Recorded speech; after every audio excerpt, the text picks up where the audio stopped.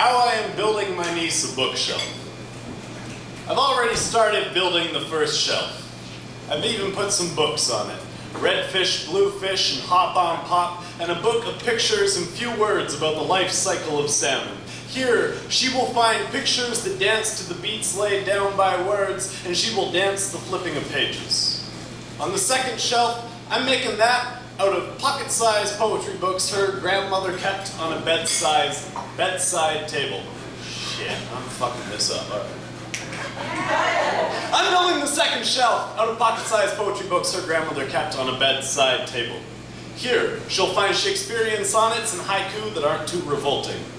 Here, she will meet James Harriet and Charlotte and The Giver and any books of mythology her imagination fancies. She'll sit on my lap the way I sat on her great-grandfather's. I will read to her the way he read to me, and she will hear the music of speaking when the words call forth her voice.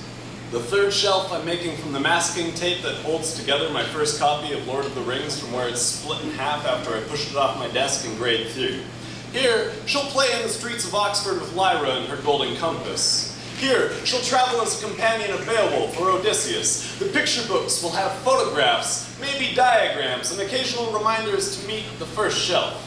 When she travels to the moon in the shell of a giant snail, traveling with Dr. Dolittle and the Push Me Pull You, she will find how to paint the ever-shifting canvas of her imagination.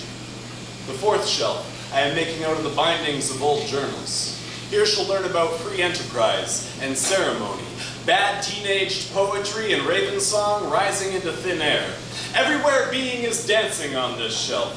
The book thief goes train spotting and finds the kiss of the first queen, where some birds walk for the hell of it, and orange is not the only fruit of American gods.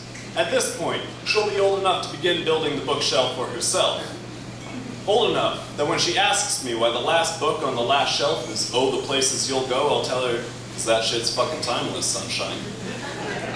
Then I will tell her to open it. Inside she will find a note that reads, remember, there are so many books, but only so many worth reading and fewer still worth reading over.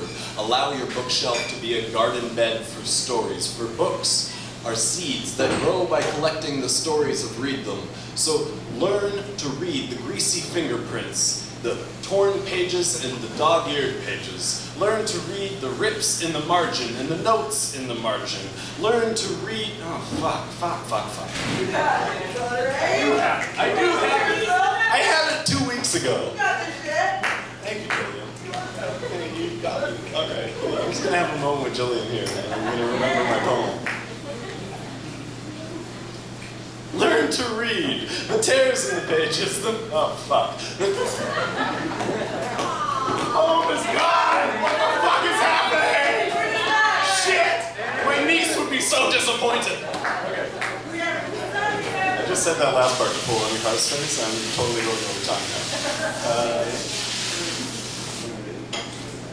now. Learn to read the rips, the tears, the notes in the margin, the broken bindings, the missing bindings, the bindings that open to hands like the hearts of old friends. Know that books, made lovingly, are meant to last through generations. And I built this bookshelf out of a memory. This is the part, okay, because I fucked this poem up so bad, I'm gonna remind you guys that I didn't say the first line in which I make reference to the book I'm about to make reference to, so it's not gonna make any sense. All right. I built this bookshelf out of a desire that someday Kevin O'Connor and the Light Brigade, that's the book, that's also it. All right. Someday, Kevin O'Connor and the Light Brigade tells the story in which I pass it on to you with the words that when you hold this book in your hands, know you are holding your grandfather's.